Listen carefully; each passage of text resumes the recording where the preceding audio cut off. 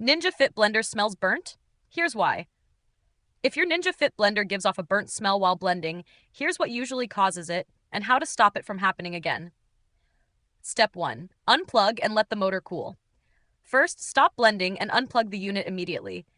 That smell usually means the motor is overheating or overloaded. Let it cool for 10 to 15 minutes before using it again. Step 2. Don't overpack the cup.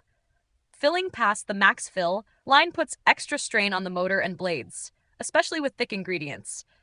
Leave some space and avoid packing solid frozen chunks too tightly. Step 3.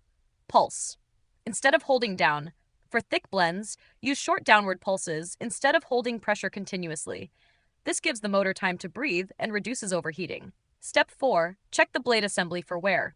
If the blades feel dull or stiff, the motor has to work overtime, and that's when the burnt smell starts. You can't sharpen the blades, but you can replace the full blade base. I've linked the one I use below. It fits the Ninja Fit and restores smooth blending. Step 5.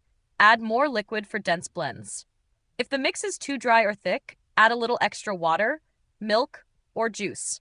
This makes blending easier on the motor and helps prevent heat buildup.